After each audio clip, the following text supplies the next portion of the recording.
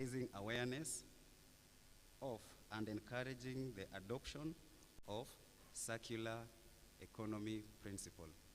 Ladies and gentlemen, let's welcome Catherine Masolia.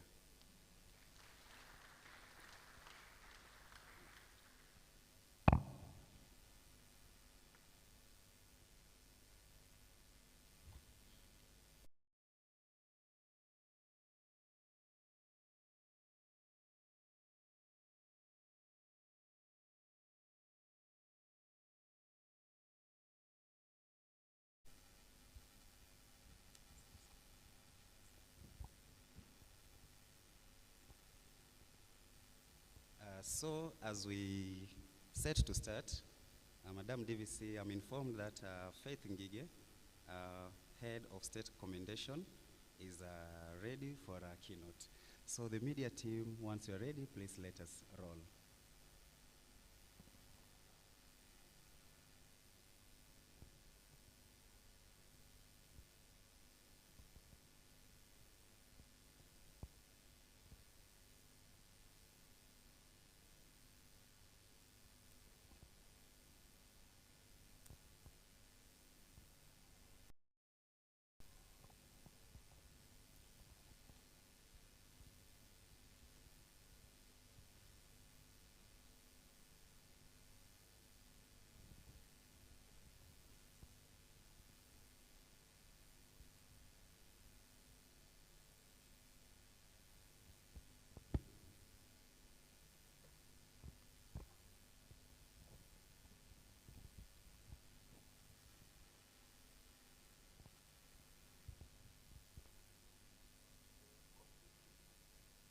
Oh, you can hear me? Yes, yes, yes.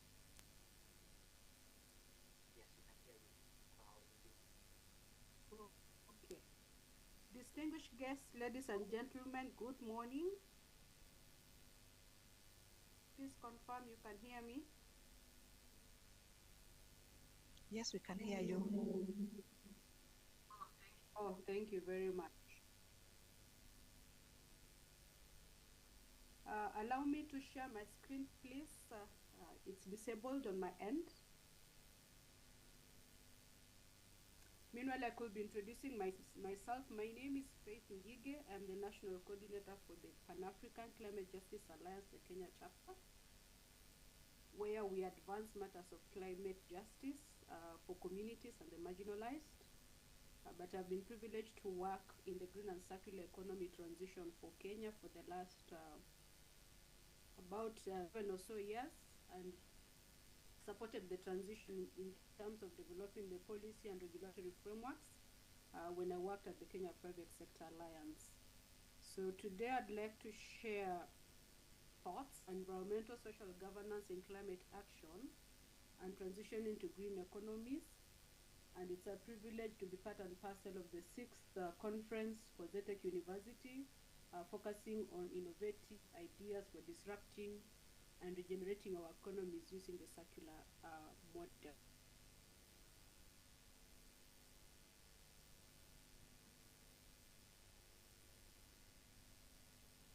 So I'll share the screen briefly, and then at some point then be able just to share my thoughts in the light of this subject matter that was shared with me.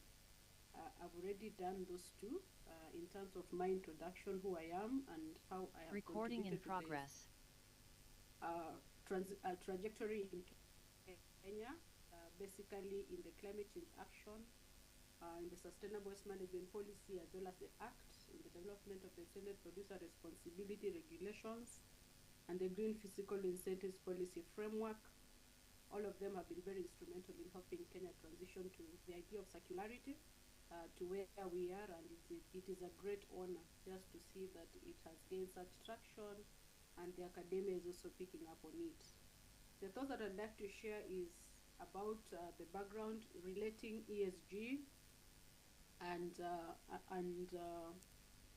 climate action and circular economy, the practices and emerging trend as far as circular business models are concerned, relating it to the theme of the moment, which is renewable energy, but for this particular session, the reporting frameworks for ESG, and how the three are aligning, and lastly, my reflections and conclusions on the same. So why have we gotten to where we are as the world? We have seen the world using very heavy fossil fuel in terms of its development and trajectory in the past. For the last 150 years, the world has been warming up because of the emissions that are heavily contributed through emissions from fossil fuel. We have also seen the growth of the agenda of climate change, and today it's an agenda that is in every person's table, beyond just the environmentalists. The businesses have caught up with the issues of climate change. The environmentalists have started the journey ahead, and we're also seeing the communities also getting affected by issues of climate change. We are also seeing a world where there's a resource constraint, especially in terms of the minerals, and there's need to actually just rethink how are we using our resources going forward, an appreciation of the fact that the resources that God gave us are not infinite. They are finite by themselves, and therefore that means we have to be careful on how we use them going forward. And this has caused the world to get to a moment where we have to rethink our traditional model of development. We have to rethink our traditional model of social economic prosperity trajectory, and it is appreciated that we need a new growth model known as the green growth model. And what is this? It's a model that trades off the economic growth, environment, as well as the prosperity. And this, as I speak from a business perspective, is that we have to ensure that we are growing not just to get profits, but there is an appreciation that the environment is part and parcel of the consideration that has to be given in a growth trajectory, that the people that are living in the planet also have to be considered in their growth. The growth in the past has been such that, yes, we can dispose. We have made the world unsustainable because of the emissions, pollution, and biodiversity loss. And the idea that we'll continue to be able to grow and then we'll clean up later is unsustainable. We just have to review how we are redoing things. And for this moment, then we have to delink growth from resource use and environmental impacts. And this was appreciated in the Rio conference that happened a while back. Bringing us to the element that it is important that we pursue what is known as a green economy. But what is a green economy? A green economy, basically, from the climate discussion, we always pursue a climate action on two facets. That is adaptation and resilience, and the low carbon economic development pathway. So the green economy is that pillar that helps the world to be able to grow in a low carbon development economic pathway by focusing on the production, distribution, consumption, and I add post-consumption of goods and services. In a linear economy, we only look at production, distribution, consumption, and hardly do we care about what happens after consumption. But in a green economy, we are brought to the idea that we have to care about the post-consumption, about the post-consumer goods and services, and what happens after that, which I'll expound shortly. Within the green economy also are elements of SDG 12, how we pursue sustainable consumption and production patterns for a sustainable world. In a green economy, we create green jobs. In a green economy, there's the thought of the triple planetary crisis, as well as the triple planetary P, the triple P when it comes to consideration of business dimensions, that is the people, planet, and prosperity.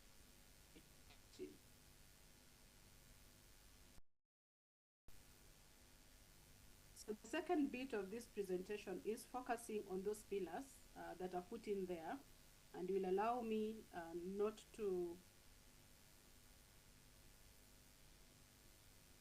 stop share so that I can be able just to share my thoughts on the same, hoping that you can be able to take up the notes as I share my thoughts without running the slides. So starting from the very first trajectory of the word climate change.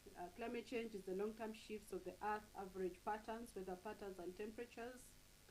And for the past 150 years, the world has been warming up. It is warmer. Last year, 2023, was declared the warmest year on Earth. And this is because of the release of greenhouse gases, especially the burning of fossil fuel, which is the underlying major cause of climate change. Climate action falls into categories that is adaptation and resilience. Adaptation is how we adjust to climate shocks. Mitigation is how we reduce emissions, either by removal or by reduction of the same, and it also includes elements of green growth.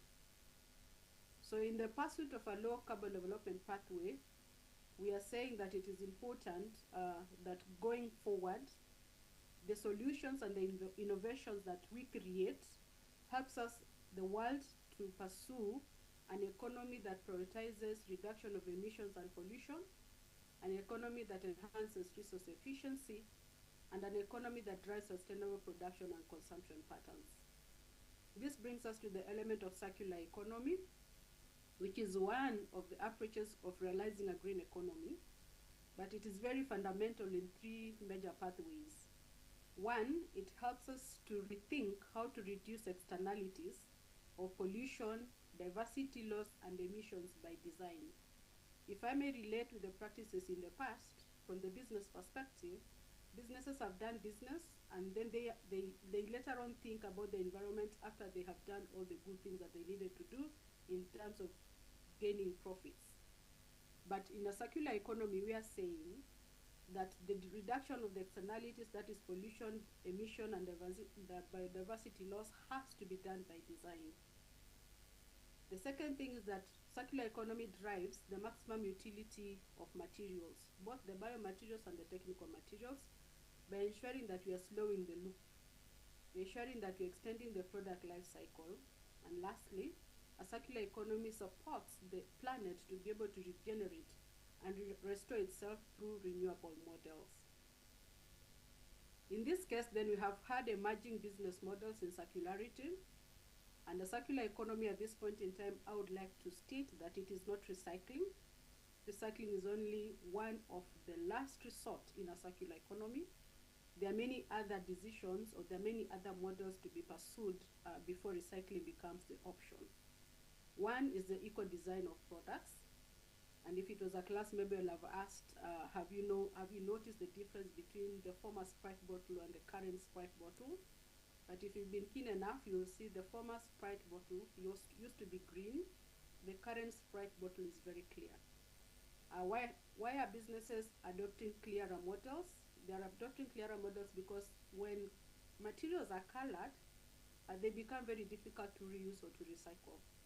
But when they are designed correctly, from the word go, then it means the design has put in place the use of that product after the consumer has stopped using it, and it is time to be able to make it either take it back to the economic loop, or either make sure that it can be reused as many times as possible before it becomes waste, which is basically the principle of circular economy.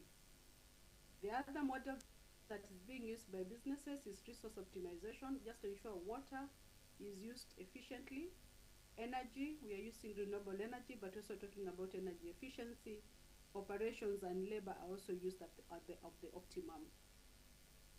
The other model in a circular economy is closing the loops, and in this case, I'll talk about extended producer responsibility, which is the responsibility of a producer extended beyond production and consumption, that the producer should be careful enough to think about, after their product has landed in the consumer's hands, how else can it be taken back, and so that the materials then can be reused in the next production cycle. Slowing of the loops through sharing models, and I'll give an example of Airbnb. Transport, today you can basically share your Uber space with somebody else. And the idea that you don't have to own everything every time, you can lease and use it, is still part and parcel of a circular economy model. Dematerialization through virtualization is also a mode of reducing emissions, and I'm glad that today I can make this presentation online. E-commerce and these applications, they are all part and parcel of reducing emissions. The value recovery models, that is composting, reusing, repurposing, refurbishing, recycling, are all ways of ensuring that materials are not getting disposed to the environment very fast, and that we are using them in the economy as much as possible. Regeneration of loops and resources, that is the use of renewable inputs, that is renewable energy, biodegradable and recyclable materials as inputs, is also a way of ensuring that we are taking long before we can dispose materials to the environment. And the last model in the circular economy is the restoration of natural ecosystems, which then in Kenya we have a whole strategy on the national landscape and restoration strategy towards the 15 billion tree cover, as well as the intention to restore 10.6 million hectares of land. So what is the relationship between circular economy and renewable energy, which is the focus of this moment? The key connections between circularity and renewable energy are such that renewable energy can power circular economy activities. So when you're using renewable energy in circular economy, then you are reducing environmental impact. And the circular economy principles can also be applied to renewable energy infrastructure to enable reuse, recycling, and regeneration of materials. We've seen the solar systems that are coming in. It's important that going forward, that those materials do not become e-waste, because then we'll be overburdening our environment. Circular economy models can also help address challenges in the renewable energy supply chain, such as critical mineral scarcity, and ensure and waste from decommissioned assets. Integrating circular economy and renewable energy can create new business opportunities and support sustainable development, especially in Africa. Allow me to get to the issue, the subject of environmental social governance. And just to be able to give a background, at the beginning of the 18th century, the idea of corporate social responsibility really gained a lot of traction. But at the beginning of around 2010 and at the end of 2010 and the beginning of 2020, we have seen another idea in business emerging, which is known as environmental social governance. What is the difference? As I alluded before, CSR is often comes in at the end of the business making decision, as opposed to an initial decision as part of strategizing on the competitiveness of an organization. Also, when you pursue CSR, it also means the environment and people come in as a last consideration in decision making. But when you pursue environmental social governance for sustainability, then it means the board and the leadership of the organization and the strategic direction of the organization is that matters environment, matters social dimension, and matters governance are considered prior as the business is designing its models, just like I alluded up there. So the ESG framework has the three dimensions of the environment, dimension which evaluates the impact of a business to the environment in terms of its emissions, in terms of pollution, in terms of waste management, in terms of resource efficiency and conservation. The social dimension then encompasses how a business thinks about how it relates with the employees themselves, the customers, and the broader community, and the impact that businesses have on the community. We've seen businesses folding up in some places where the community has found that the investment was affecting them negatively. The governance dimension looks at the organizational structure, the composition, and the ethical and legal considerations of the same, including matters like transparency, accountability, and anti-corruption efforts. So over the years, within 2010 to now, we've seen a convergence of the ESG standards coming into fore beyond the frameworks. And we now have several reporting frameworks all over the world, all of them aimed at providing guidelines for businesses to be able to disclose the environmental, social, and governance dimensions of the businesses. The notable one is the Global Reporting Initiative, the GRI, widely used by many corporates. I think it was the first one, therefore it's widely used, and it includes elements of human rights and anti-corruption and labor practices. We have another one that is the Sustainability Accounting Standards Board. This is an international one, and also focuses on the ESG metrics by across different sectors, so it is industry specific. Last year in Kenya, around November, the financial sector adopted what we call the Task Force on Climate-Related Financial Disclosures, TCFD, and this is meant to help the banking sector be able to incorporate elements of nature in their investments going forward, that finances cannot continue to be linear while all of us in the world are thinking about how to be green and circular. It's important that finances also support low carbon development pathway and climate resilience. SDGs, I believe all of us have met with them, and the SDGs framework, currently there's a meeting that is ongoing in New York, and Kenya is submitting a voluntary national report on how well we have implemented the SDGs, and I believe both the private sector and the civil society have prepared complementary reports on the same. So coming to Kenya, based on all these frameworks, we have made significant progress in localizing sustainability, both at the policy and the regulatory frameworks, starting with the green economy and sustainable development implementation framework, that is GESIP, as well as the guidelines that have been issued by the Central Bank of Kenya and the Nairobi Securities Stock Exchange, guiding corporates that are listed to be able to put into practice ESG policy strategies and reporting requirements, and also further requiring that board of directors are obligated to report on matters relating to ESG. As far as organizations that have adopted these methods for a long while, just single out Safaricom, that has produced a sustainability report for the longest number of years in Kenya, that is over 10 years. And if you look at them, they've incorporated adoption of renewable energy, cutting off of plastics. I believe the SIM card you had many years back is not the same one you have today. Take back schemes for electronic waste, promoting recycling through the We Center, and as well as still having some social impact initiatives in the community. So what is the nexus between ESG, circular economy, and climate action?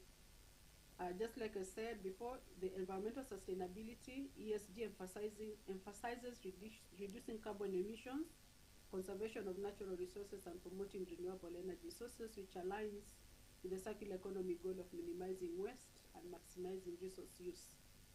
On the sustainable investing, we are seeing capital being directed towards organizations that prioritize sustainability and adopt green and circular business models. This is in turn driving innovation in sustainable and optimization of technologies, and I'm happy that we are having this particular conversation within the academia, Zetech University, and I believe that this particular partnership will help us be able to create more opportunities and solutions that work for Kenya especially. We have made the policy frameworks, but we need to turn to the implementation side, and we need solutions. We don't have to import solutions every time. We can innovate what works for us, and therefore I believe this particular conference should be able to help us do that. The solar pillar, the businesses must consider the social implications of their actions on communities when implementing circular and green business models. So what is my reflection on this? That integrating ESG, climate action, and circularity can lead to great benefits like reduced greenhouse emissions. It can lead to better employee relations and stronger corporate governance, all of which can enhance a company's competitiveness and financial results. For example, investing in decarbonization strategies and green products can increase revenue by reducing operational costs. So there is a very strong correlation between ESG and financial performance. Of late, because we are in the green growth trajectory, we are in the climate action space, we are in the green economy space, so anybody who's not able to board this bus right now is being left behind, because it simply means that they are pursuing the linear economy, degrading the environment, and creating a lot of the biodiversity loss, which does not work for all of us. We need to stop the emissions, combine together the climate action of countries articulated through the National Contribution NDC. It shows that we are still off track, the world, from even pursuing a growth that will help us be able to remain within the 1.5 degree climate targets by the year 2030. We are off target, and it is important that we all put in our little efforts to be able to ensure that the Earth does not become warmer than it is right now, because it is not going to work for us in the long run. this positive relationship is pronounced over longer time horizons, just like we say, climate change takes place over a long period of time, and we are feeling the impact right now, and we have to stop the linear trajectory so that we make this world habitable for our future generations and even for ourselves. So the nexus between climate action, circular economy, and ESG reporting provides evidence-based approach to realizing green growth for low carbon economies, and the core benefits are reduction of emissions and resilient value chains. And more successful circular economy business models integrate multiple models such as renewable energy, designing for recyclability, and implementing product service systems. With that, ladies and gentlemen, I take back the floor to the organizer. Thank you. Of applause. Thank you very much, Faith, for your keynote address. We've taken a note of the points, and it's going to form part of our guiding questions in our discussion. And at this juncture, what will be discussed in the panel will be recorded, and I'll take this opportunity to introduce our rapporteur, Madam Edith, kindly. Okay. Thank you very much. Ladies and gentlemen, I hope you are attentive, because any discussion, whether written or spoken, is a dead language until it finds a prepared and willing hearer. I hope you're going to be a lovely audience. So, Professor Gitau, you have innovations, electric bicycle, tuk-tuk. So what our audience will want to know, how does this innovation address climate change?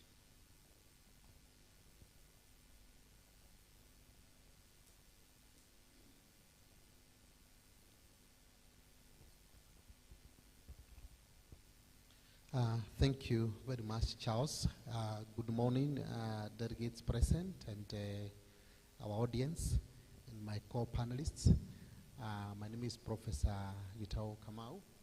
I am a professor of entrepreneurship and technology, and I am here this morning to shed light on the question of renewable energy with a special focus on e-mobility. As you realize, all of us are here this morning because in one way or another, we transported ourselves. Some of us perhaps by use of vehicles, others maybe motorcycles, and maybe a few of us maybe might have just walked into this room. And what I would say is that the era of introduction of mobility of different kinds ushered a lot of dynamics in the economies of people.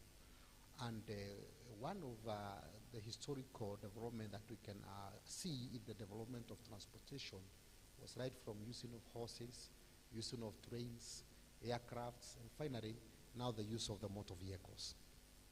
And as our presenter, our keynote speaker has said, the question of sustainability and ability to be able to maintain our economies in a way that we are able to have a today and a tomorrow becomes a very big question.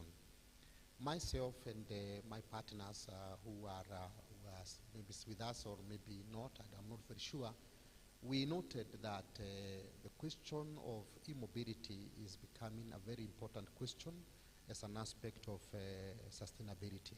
So e-mobility is about adoption of electric mobility, where instead of using the gasoline, which is our fuel of diesel and petrol, we use electricity. Why this? For every liter of fuel that you burn on your car, you generate 3 kilograms of carbon dioxide. And when you look at that kind of production, in a year, you can imagine how much of carbon we emit in a country like Kenya, and especially when we are in the traffic jam. At the end of the day, we pollute our cities. We create diseases that affect our respiratory systems and go very far into creating some diseases that we cannot even codify.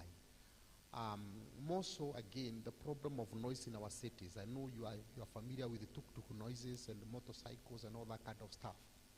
Not only that, even the economic sense. the cost of fuel is going up every day. It's actually like a currency in itself that when fuel goes up, every other part of our economy is affected. So our focus on e-mobility, therefore, is to focus on not just sustainability, but also economic value and other benefits that you are likely to get. Myself, I got into this out of a travel I did when I'd gone for a research conference in Dubai. And on my way back, I had bought an electric scooter, which is with me today. But unfortunately, I would not have been able to bring it with me because of the battery. I mean, to bring it complete because the battery was very was very big, and I mean, capacity was very high and could not be shipped by air. So I ended up finding a way of making our own batteries locally, and from there, I came to realize that the demand for this particular technology was very ripe for Kenya, and I have never looked back. So today, in my stand, I have different versions of vehicles. Right from the skateboards, skating scooters, bicycles, motorcycles, as well as tuk-tuk. So my take on the question of this and renewable energy is, renewable energy is a focus of using energy that is able to rejuvenate itself. And God in his own goodness has made sure that we have many sources of renewable energy. Sun, the wind, we have the ocean currents and all that. So it's all about us exploring and asking ourselves, what can we do? And so I'm very happy that we are here, and I hope at the end of the day, this engagement is going to be very fruitful. Thank you. Thank you very much, Prof. Talking of vehicle, the owner of KDB 988H, you're kindly requested to repack the vehicles. There are some debris which might fall on the vehicle. So the owner of KDB 988H, kindly repack the vehicles where it's parked. There's fears that the debris may fall on it. Given that Felix, you're an innovator of Takataka Zero. Briefly, in 2 to 3 minutes, what is Takataka Zero and how is it addressing climate change? Good morning, everyone. My name is Felix Omondi Adongo, once again, a student at TRC, studying a BHTM. First of all, being born in Mathare is one of the greatest things that I have gone through. I was born in a slum. I was born and raised, and I'm the person who I am today because of that slum. So seeing that there are many challenges that we go through in the slums, our parents getting sick because of improper ways of waste management, also because of poor drainage systems and the bad landfills that we're having, I saw a need of forming a youth group that will help the community to at least create a proper way of disposing waste. So after some few months of struggling to find proper ways of disposing the waste, we found Takataka Zero, which are also students from UK, from Durham University. So they are the ones who sponsored us and provided us with a proper way of disposing the waste, which is the community cooker. So now we currently have a community cooker. A community cooker is a perfect design of recycling waste, and it's able to recycle at least 400 kilograms of waste in a single day, being that it incinerates it rather than burning it. Burning waste is not good for the environment. So it incinerates waste to at an average degrees of between 800 to 1200. So to my question, my innovation ensures of a proper way of waste disposal, one thing. And the other thing, being that the community cooker is in a school, it also helps the schools in getting fuel rather than us cutting trees to use. So the other thing is that the community cooker also has created employment opportunities to around 20 youths in Mathare, who currently are now working as I'm seated here in a bread baking business using the heat energy from the community cooker. So I think those are the few problems that we solve, but there are many. I'm hoping to get time to explain all of them. Thank you. Yes, the person mic to Madam Catherine. Madam Catherine, the same question. how have you incorporated AI in your operations, and how is it addressing climate change? Okay, so I'm the Chief Operations Officer at We Center and also at the Circular Innovation Hub. So the Circular Innovation Hub is an offshoot from We Center, and what We Center does is we manage electronic waste. That means we're making sure your batteries are not ending up in the environment, that when you're done with your mobile phone, when you're done with a kettle, it's no longer working properly. Ideally, it should end up at We Center. So most people usually just throw them in the garbage, but that's not what we should be doing. So one of the things that We Center has actively done is to make sure that we have bins for collecting your electronic waste. I'm going to urge you that when you go into a Carrefour station, supermarket, you'll see some green bins somewhere in the supermarket, and there is where you're supposed to ideally drop the electronic waste items that you have that have reached end of life. Now, one of the biggest challenges we've been having with those bins is you're using them for trash. So when you go and do your shopping, we are finding people are throwing their receipts into the bin rather than putting in their electronic waste. So what we thought of doing is maybe we should come up with a smart bin that will enable us, will reject your papers, and then instead it will only open when we have electronic waste coming in. And also, it will sort the different types of waste. So batteries ideally should end up in one compartment, a phone should be in a different compartment, and the like.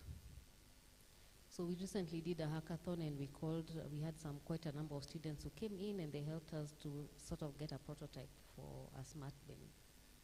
And it's been a very interesting process trying to teach the bin how to recognize different items, seeing the glitches, how sometimes you're going to give it a laptop and it seems to not see it as an electronic waste item. So it's been an interesting learning process for us, trying to use AI in that way. Another interesting innovation that I saw that came from the hackathon is we had some students who were trying to help us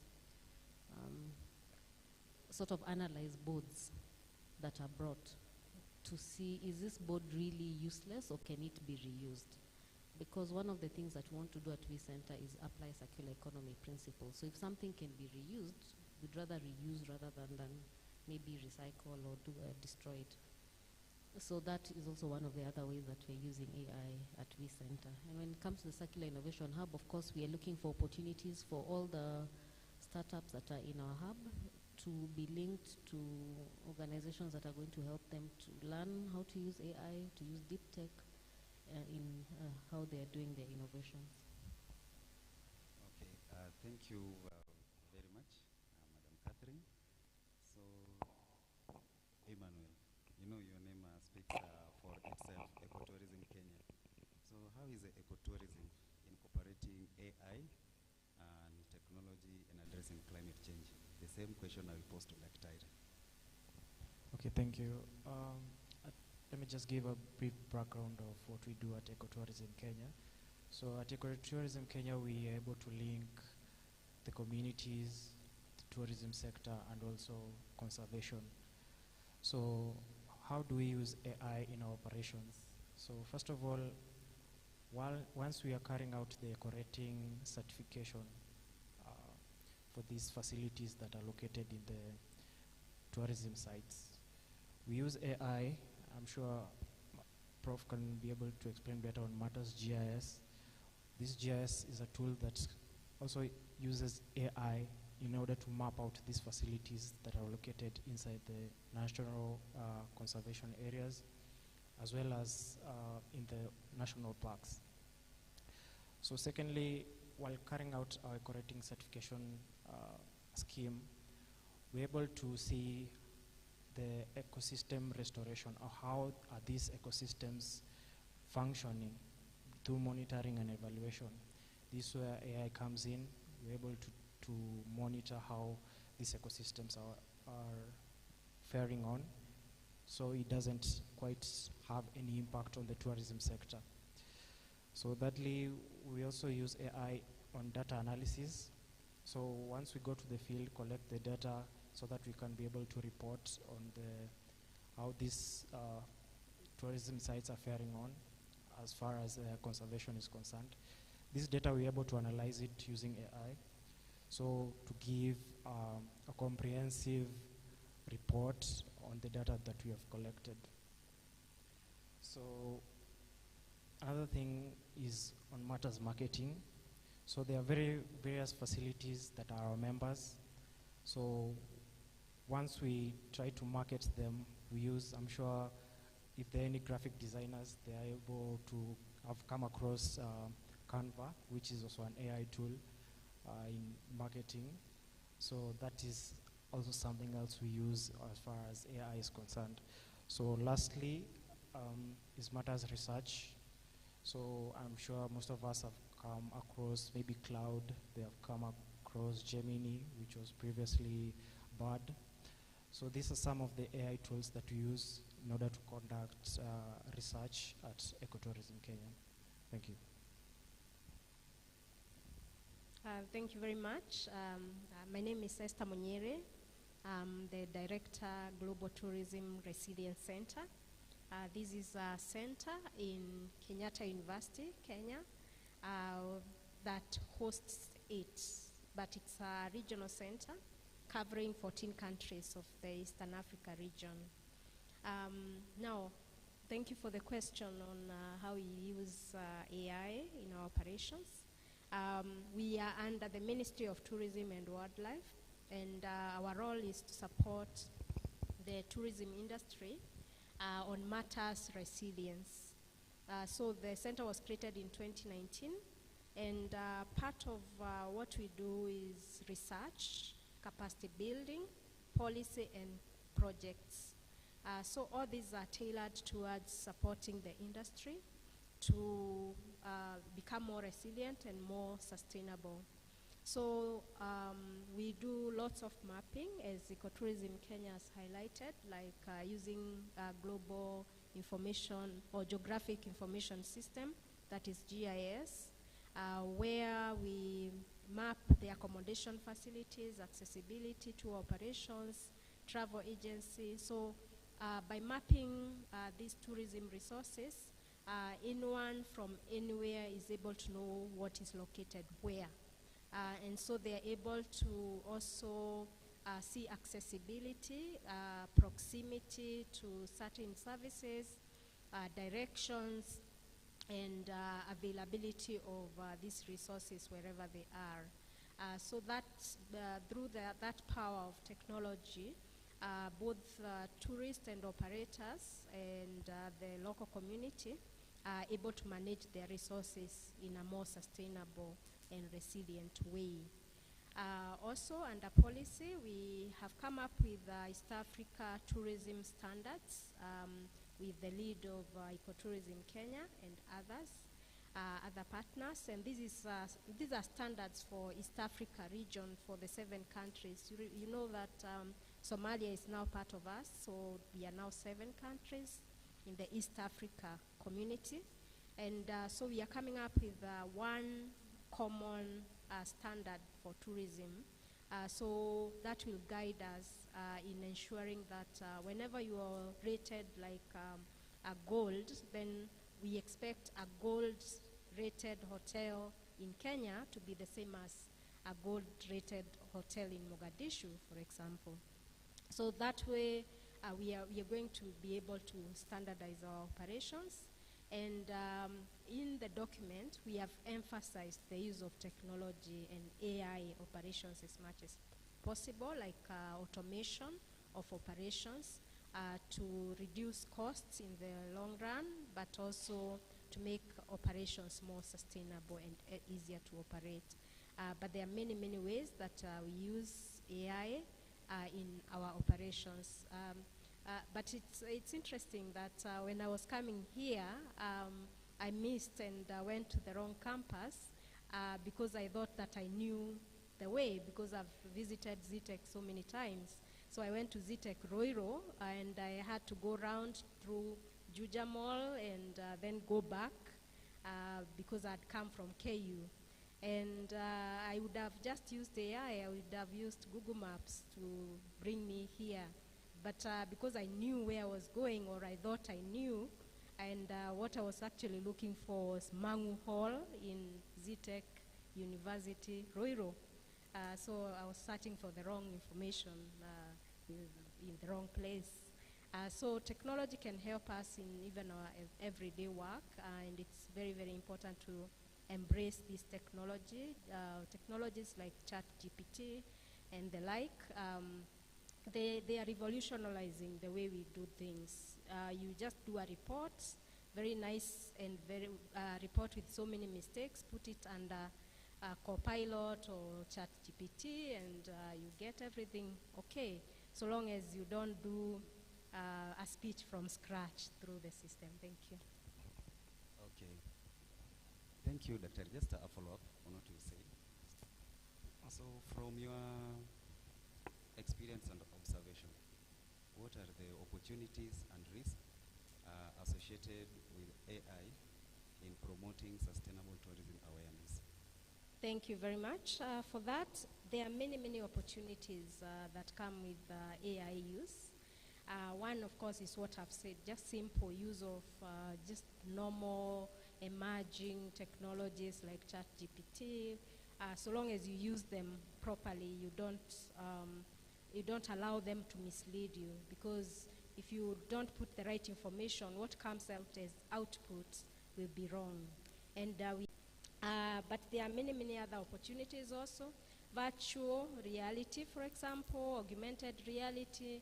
These are areas that, for example, in our industry, in the tourism industry, we've not explored quite a lot.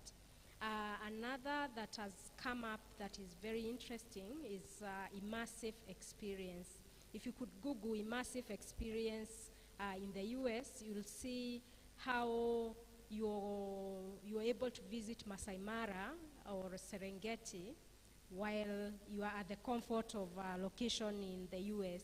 You just go there, go see what is there. It is a screen, and it looks better than the reality. You see the animals, they come very up close, but it's all kind of a virtual reality. It's not something real, but the screens show you an environment that looks really very real. And you are able even to manipulate the technology such that where you are standing, if you're supposed to be walking and there is a hill, there is a rock, you touch, and you can be hit by the rock because it your coordinates. That is called immersive experience. You're like immersed into the technology. It is a more advanced version of the virtual reality, the one that you put in your ears and eyes and touch and all that. We can use all these technologies to see, to target our markets better, because by looking at what people want according to what they search for, we are able to target the products even much, much better. Another area that we are planning as a center to use this AI is on carbon trading. We have lots of land, like at the coasts, that is all vegetated with lots of vegetation that can be used for carbon credits. So we are using technology through satellite maps that are already there, and they are actually free, to see how much land we have that is under vegetation cover, and we are working with the communities then to market that for carbon credits, which is a very sustainable way of using it.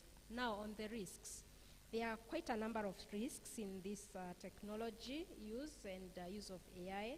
One, of course, is about privacy and security of your data, of your information.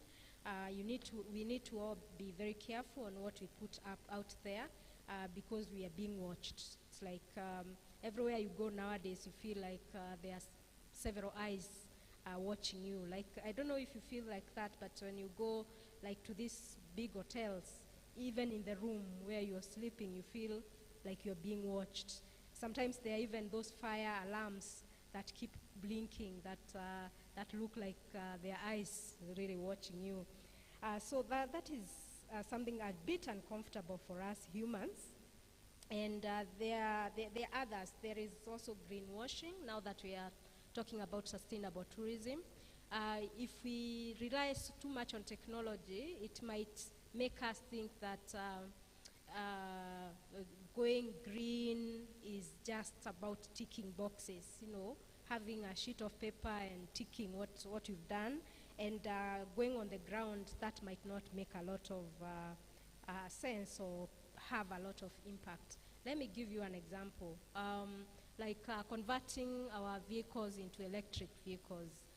You have your electric car, but where are you charging it? You are charging it with electricity that has been produced using generators. So it's like going round in circles, and of course it's very, very expensive to convert, especially the Land Cruisers, to this. Then our jobs are at risk, of course, with all these technologies, and if you depend too much on technology, then you are at risk. Sometimes, recently, I've met people who have to consult technology like Copilot and ChatGPT on everything. What kind of food should I eat? I'm feeling a bit of a headache. What should I do?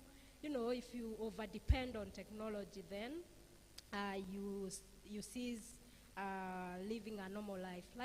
Finally, we had a meeting or a conference with the hoteliers in Kenya, and there was a speaker from the US, and he was saying that this AI is becoming a bit too clever, because what they have discovered is that nowadays it's bringing information that we don't expect. The AI is supposed to give us or get information from all over the internet and give you an answer to what you have asked it.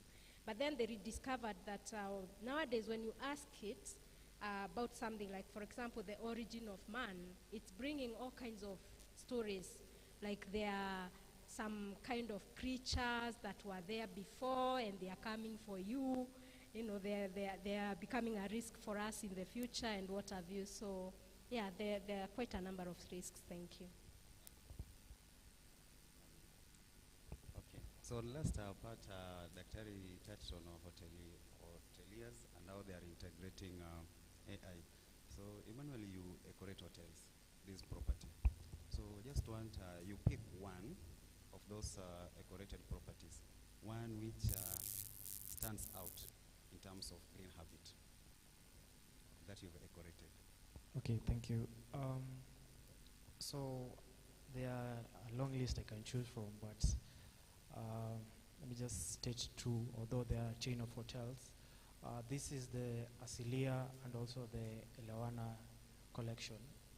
So these hotels, once we visit them for decorating, we're able to go through a series of procedures. That is their business practice, the environmental conservation, how they conserve the culture in which they operate, and also how they work within, how they integrate community and also the CSR in the operations.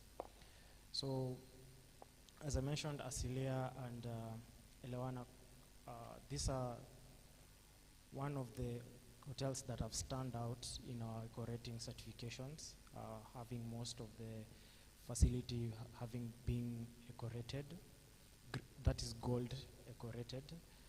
So speaking about Asilia, we have seen them integrating the use of EVs in their tour operations. So their cars, or rather their tour vehicles, most of them are EV vehicles, so they are able to take the tourist around in the EV vehicles. That's reducing their carbon footprint. Speaking about the Elewana collections, they have integrated the use of key cards, so you don't have to maybe bring in a lot of processes in the opening of the doors, which can also bring in a lot of the idea of security once the tourists visit their facilities. So Generally, I'll speak also about Land and Life, which is an organization that has come in to also assist the Elewana collections.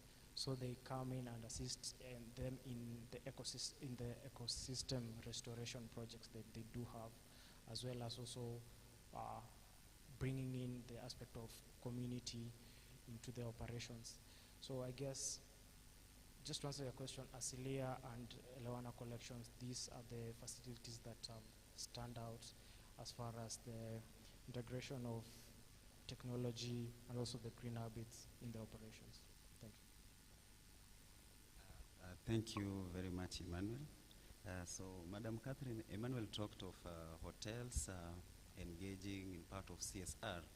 We've seen companies saying that we are practicing green habit. Some use bottles. So how can consumer differentiate between sustainability and CSR? How can they know where is the reality, who is being genuine? Because everyone is saying we are sustainable. So how can consumers distinguish that? It's interesting you asked that question because I think one of the biggest challenges I have in my work sometimes is when I want to meet sustainability professionals in organizations. So I'll go and say I want to talk about sustainability, to talk to the sustainability professional, and I'll probably be given the contact of someone in charge of CSR. So what I've found, I don't know if this is a Kenyan problem, because I've not tried to find out in other African countries, but most times people mix up the two. But sustainability is bigger than CSR, and when you think about the goals that the two concepts have, they're different. So CSR came up, the companies are trying to make a good name for themselves, they want to do good in the society, they want to give back to the society, so that's what CSR is all about, corporate social responsibility. But when you think about sustainability, it's a bigger issue because these companies need to think about how they will be there in the future. So I keep saying that if a company right now is not thinking about how to be circular, if it's not thinking about how the products it uses will be redesigned to last longer, if it's not thinking about how it can encourage a sharing economy, then in the future, they will have no consumers for those products. If you just think about even what's happening currently in Kenya and the push by the Gen Z, right? They have a certain mindset. This is the consumer that is coming, a consumer who's caring about how are you producing your products. So if you're a company right now and you're not thinking about how to be sustainable, they will hold you accountable. And that's just Gen Z. I'm thinking of one of my children who's 6 years old. He actually asks me, Mom, how we need to buy, he actually told me I need to buy something because that can be recycled and not the other one. So that is what sustainability is about. You're thinking about the future, long term, you're thinking about how to apply principles that will mean that you're taking care of your environment, resources are going to be used well, you're going to be eliminating waste. CSR is a much smaller component and it's a part of sustainability because sustainability will cover environment, social and governance, but it's not as big of a concept. Yeah. Okay, thank you. Felix, when you talked about the last time when you had Mike, you talked about this project collecting waste in Madare, and if you move from Madare area 4A going to Kiamaiko, there is a river there, so you find most waste are being dumped there. Also take a scenario where waste from estates are being dumped in Dandora, so the locals there are the one suffering. So what innovative way can be used to handle the final waste products? So, as I said earlier, we are currently working on a project of recycling waste, whereby we have a community cooker. So what we're thinking is we want to replicate this project to different other communities, such as Dandora, Kibera, and also in Foe, because you see in a way that maybe people disposing their waste in the rivers, it's not a sustainable solution. So this is why we created this project, to start and help different communities which are undergoing the problem of having poor or improper solutions to their waste. So I think the only thing we can do is we are currently working on different grant opportunities, and we are hoping that with the money we'll get, we'll be able to replicate the problem, replicate this project to other communities. We've already started working with youths from Kibra, whereby we're training them how to use the community cooker, as we are resourcing for funds to help them build their home. Yeah. Okay. So as we switch conversation, going to our last part, that is on renewable energy. So Professor Gitau mentioned the renewables energy that we have, that is God-given, solar, wind, among others. So what role does this renewable energy play in combating climate change?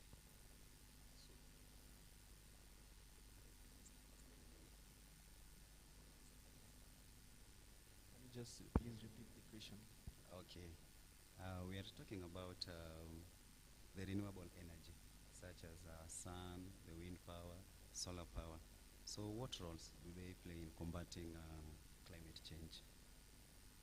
I'll let Professor Gitau start. Okay. Okay, once again, good morning. Indeed, it's quite amazing when you look at the wisdom that God had, and that when He created all of us, He made sure that there is enough provision for all that requires to sustain life. And the only thing that perhaps He did not do for us, and He expected we should do it for ourselves, is to school us on how to manage all those unique resources that He put into our hands. And there's a big problem in our education system, which focuses on teaching us on how to exploit, but does very little to teach us on how to sustain and to maintain. Because we cannot have an open check to exploit everything. Because all that we have, including even our own strength, is finite, has a measure, it has an end. But the beautiful thing is that if it's done in a way that it is able to self-rejuvenate, in one way or another, you're able to start another cycle of energy. I have my learned colleagues here, including Engineer Likaru, seated over there, who did challenge me yesterday and told me you should have incorporated me in your innovation designs, because I might have brought in some more input. And I like that. So what I'm trying to allude to is that at the end of the day, it's going to be a joint effort of four of us, including the smallest person. Sometimes we ignore people who sound like they are not as learned as we are. Or we may be surprised they have extremely good ideas, because some of these ideas on conservation of energy have happened even in our yesteryear culture. When you look at how people used to conserve food and then you'll be able to eat it for a very long time, how people used also to be able to make sure that we have granaries where you put your grain and the grain will not be destroyed and you'll be able to use it for a long time, no aflatoxin and all that. So at the end of the day, you can see the question of renewable energy is a question of attitude. It's a question of mindset. It's a question of holistic approach in life, where it becomes an attitude inside of you to reduce, to reuse, and to recycle whatever that comes your way. So renewable energy, as it were, including solar, geothermal, and others, and wind, is plenty, especially in Africa and Kenya, so to say. And it's quite exciting to say that our energy in Kenya, in our energy mix, we have 80% of our energy that we are using coming from renewable energy. That's a great success for this country. But even though that be the case, in our homes, have we adopted it? Especially in our communities, we are the ambassadors who can manage to go to the villages, like Felix is saying here, and talk to them, tell them, you no longer have to use this jiko that is requiring you to go and cut so many trees. You can change. You might be able to use even sawdust, because why should you throw away the sawdust that you made from the cutting of your timber? Why should you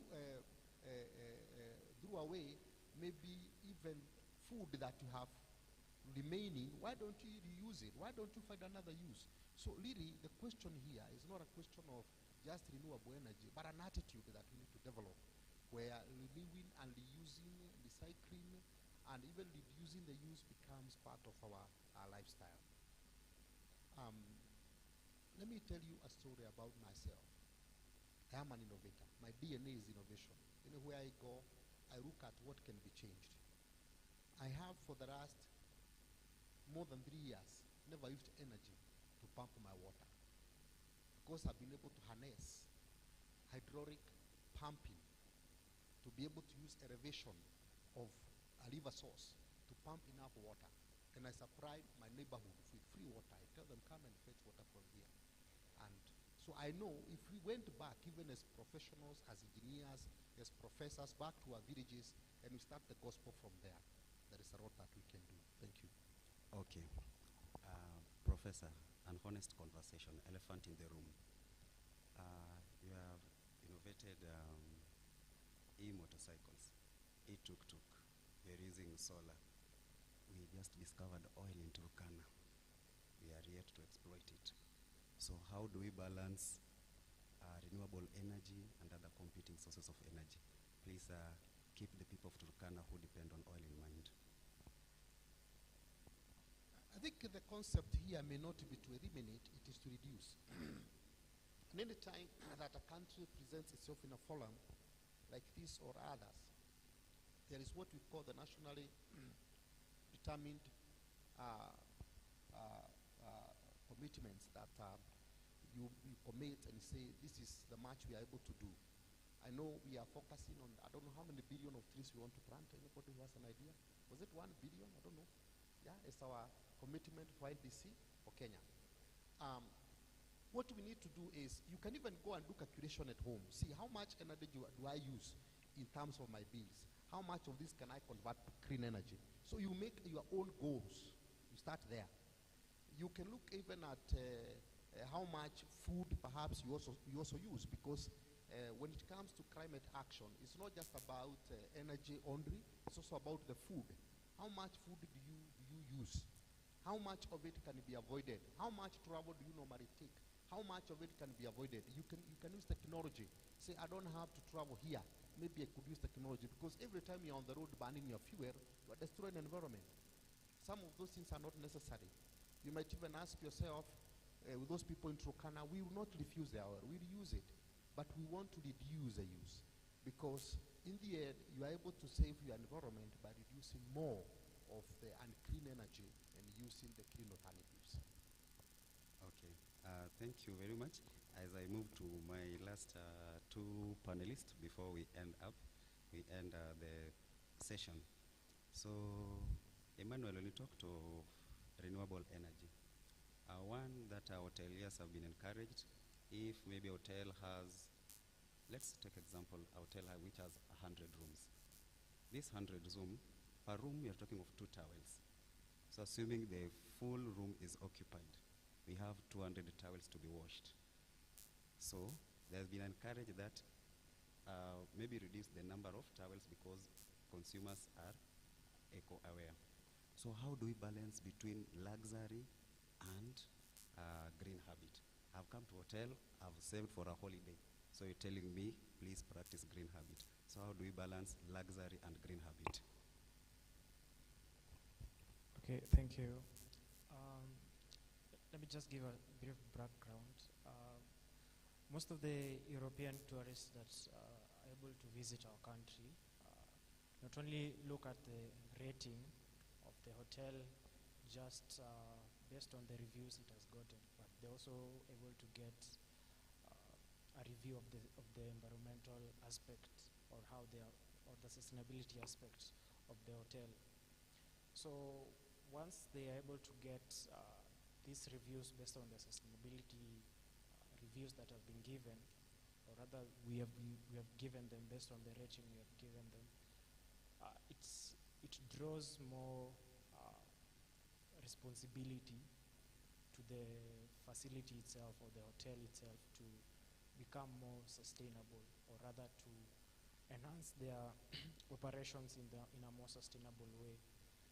So balancing the luxury aspects and the tourism, or rather the hospitality aspect in the operations, we try and see how can your operations become more sustainable, but also meet the needs of the tourist.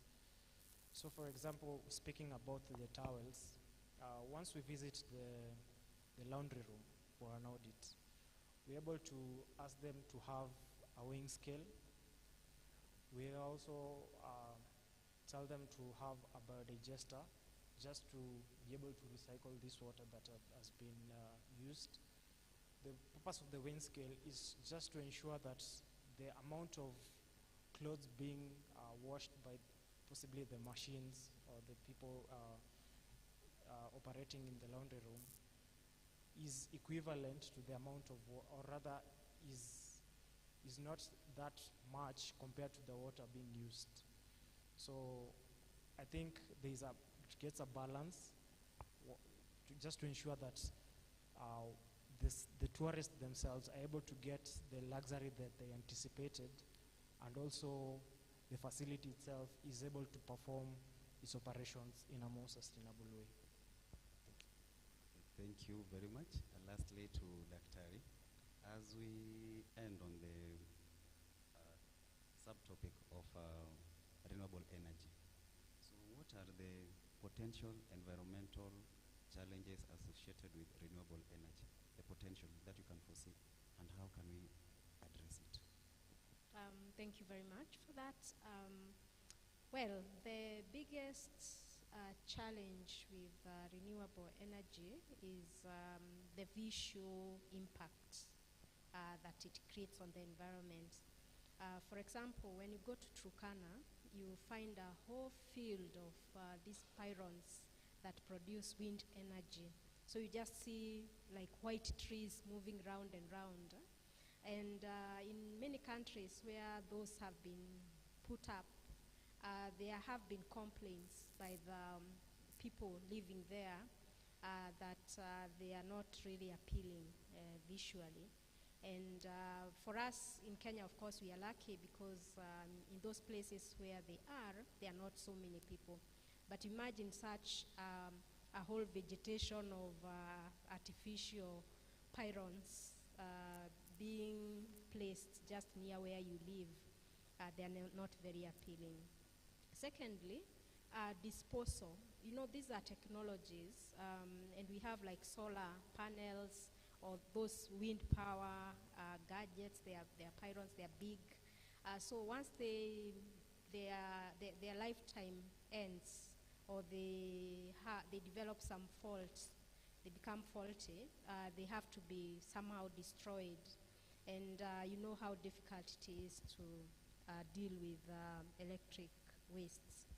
So those are like the two issues that we are dealing with at the moment. But then other smaller issues are operational issues. Like, for example, we have come through a journey. For a long time, everybody was struggling in their own way, like in the tourism industry, and I'm sure in other industries, to survive or to become sustainable in their own small way. But now with all these standards, education, like with the Ecotourism Kenya and other bodies that have been capacity building the industry and other players, we are able to know what is usable, what is better, what is more durable, how to make sure that we are more sustainable, that you don't have to wait for the water to get warm in your bathroom or in a hotel bathroom, like for an hour before the water gets warm. You know, that's how it was before. But nowadays, things are improving. Even if it's solar, they are complementing with others. So we are not compromising luxury, as my colleague has said. Okay. Thank you very much. Ladies and gentlemen, there's so much to talk about. Let's keep the conversation going through the platform, which will be shared by our media team. And as the saying goes, when the curtains are closed at the end of a play, does not mean the theater is closed. We may end the session, but the conversation will go on. So to my panelists, Daktari, Emmanuel, Prof, Felix, Catherine, I wish to express my sincere gratitude for sharing your knowledge. You know, a mind that has been stretched to a new idea never goes back to its original dimension. And to our audience, as we end, as our DVC always tell us, that if you think you're too small to make a difference, try sleeping with a mosquito. You're not too small to make a difference. The small acts is what will make the world better and improve our climate. Thank you very much.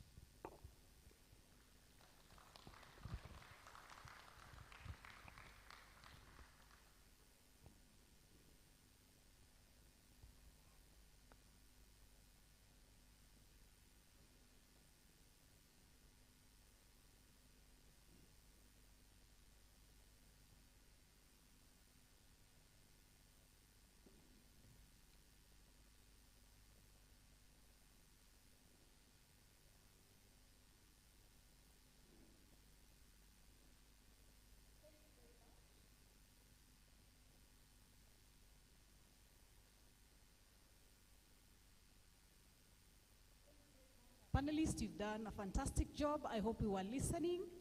I would wish to kindly request you to come back on stage for your gifts so that we can finish up. Kindly, the panelists, with all due respect.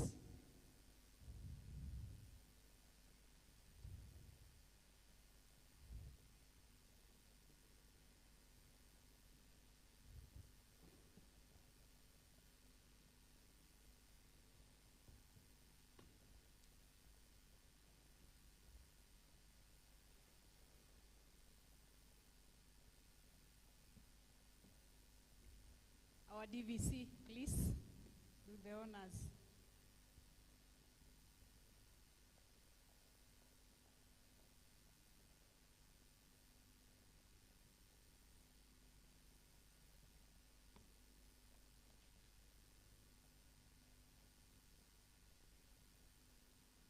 That is my student. I am so proud of him.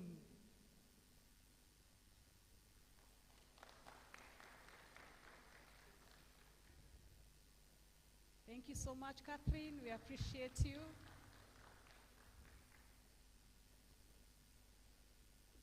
Thank you, William. Keep up the good work. Dr. Esther, my teacher, thank you very much. We appreciate you. And our own Professor Kamau, we appreciate you and thank you for the good work. Thank you so much, DVC. Without wasting much time, I think we take a health break from here. We grab a cup of tea from down there. We have our delegates who will take the tea from the conference room. They will be guided. Then we have, for lack of a better word, the rest of us, me included. Yes. So the rest of us will take a cup of tea from just the station that is down the stairs. But for Recording the delegates stopped. and our DVC, we pause up briefly for a group photo. Joe is coordinating that. Joe, where are you? Kindly coordinate the photo. For the rest of us, I request Helen Nyambura to say a word of prayer for the tea we are about to take, and then we go for a cup of tea. Helen, please. So let us pray for the tea. Almighty and everlasting God, we come before you this morning, asking you thank you for the gift of life, oh God. Thank you for all of us, oh Jehovah, as we take a cup of tea and anything else, oh Jehovah, may this be a blessing to our body.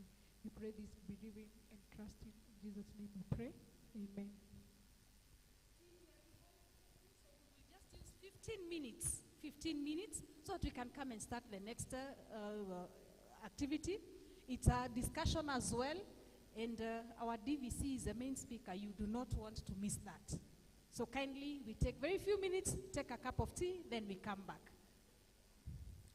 The group photo.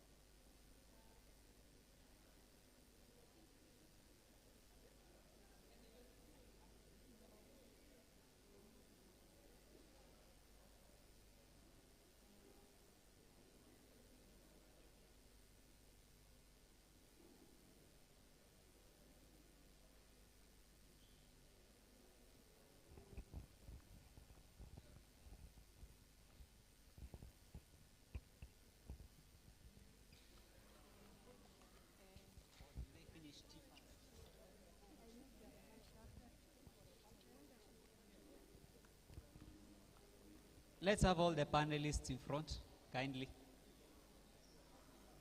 Yes.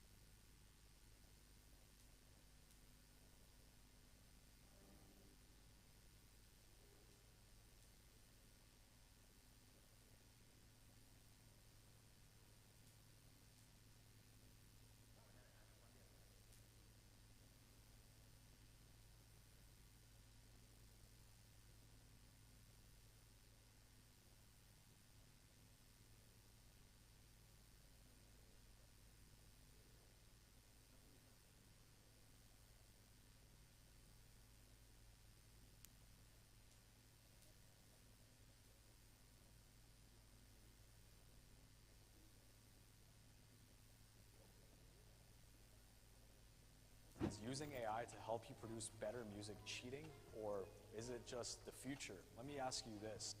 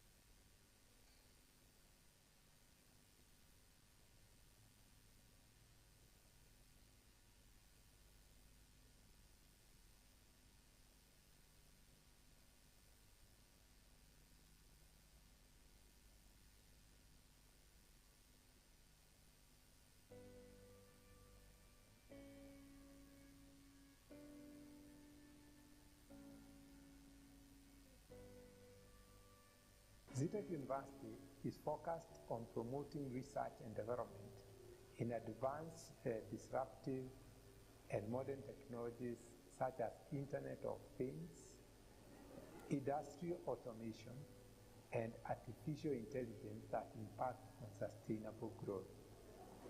This year's Research and Innovation Week is themed Innovate, Disrupt, Regenerate. That is, unleashing the transformative power of AI for a circular economy.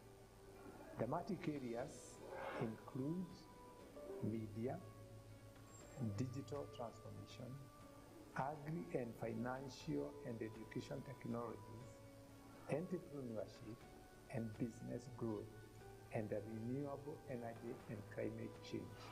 In this era of innovations, disruptions, and enablers, it is important for the industry and academia to come together so that we have a meeting of minds, because artificial intelligence basically comes from human beings.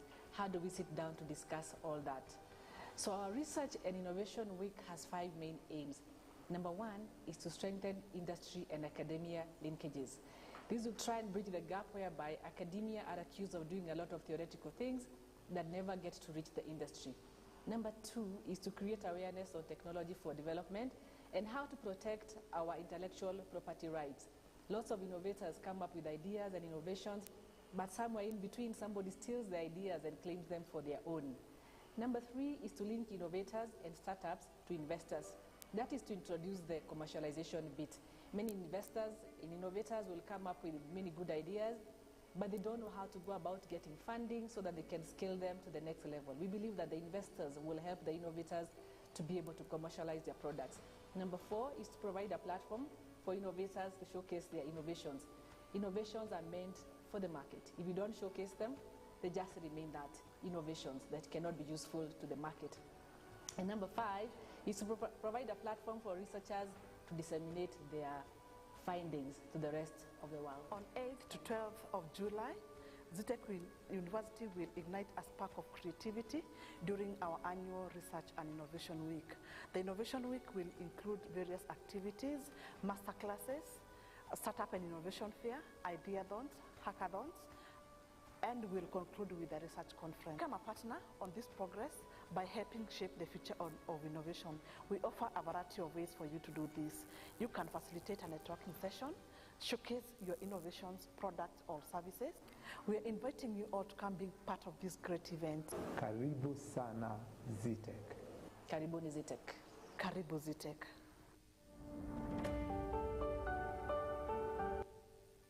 Zetech University is focused on promoting research and development in advanced, disruptive, and modern technologies such as Internet of Things, industrial automation, and artificial intelligence that impact on sustainable growth. This year's Research and Innovation Week is themed Innovate, Disrupt, Regenerate. That is, unleashing the transformative power of AI for a circular economy. Thematic areas include media, digital transformation, agri and financial and education technologies, entrepreneurship and business growth, and renewable energy and climate change. In this era of innovations, disruptions, and enablers, it is important for the industry and academia to come together so that we have a meeting of minds, because artificial intelligence basically comes from human beings. How do we sit down to discuss all that? So our Research and Innovation Week has 5 main aims. Number 1 is to strengthen industry and academia linkages. This will try and bridge the gap whereby academia are accused of doing a lot of theoretical things that never get to reach the industry. Number 2 is to create awareness on technology for development and how to protect our intellectual property rights. Lots of innovators come up with ideas and innovations, but somewhere in between somebody steals the ideas and claims them for their own. Number 3 is to link innovators and startups to investors. That is to introduce the commercialization bit. Many investors and innovators will come up with many good ideas, but they don't know how to go about getting funding so that they can scale them to the next level. We believe that the investors will help the innovators to be able to commercialize their products. Number 4 is to provide a platform for innovators to showcase their innovations. Innovations are meant for the market. If you don't showcase them, they just remain that, innovations that cannot be useful to the market. And number 5 is to provide a platform for researchers to disseminate their findings to the rest of the world. On 8th to 12th of July, Zetech University will ignite a spark of creativity during our annual Research and Innovation Week. The Innovation Week will include various activities, masterclasses, a startup and innovation fair, ideathons, hackathons, and will conclude with a research conference. Become a partner on this progress by helping shape the future of innovation. We offer a variety of ways for you to do this. You can facilitate a networking session, showcase your innovations, products, or services. We are inviting you all to come be part of this great event. Karibu sana Zetech. Karibuni Zetech. Karibu Zetech. Zetech University is focused on promoting research and development in advanced, disruptive, and modern technologies such as Internet of Things, industrial automation, and artificial intelligence that impact on sustainable growth. This year's Research and Innovation Week is themed Innovate, Disrupt, Regenerate. That is, unleashing the transformative power of AI for a circular economy. Thematic areas include media, digital transformation, agri and financial and education technologies, entrepreneurship and business growth, and renewable energy and climate change. In this era of innovations, disruptions, and enablers, it is important for the industry and academia to come together so that we have a meeting of minds, because artificial intelligence basically comes from human beings. How do we sit down to discuss all that? So our Research and Innovation Week has 5 main aims. Number 1 is to strengthen industry and academia linkages. This will try and bridge the gap whereby academia are accused of doing a lot of theoretical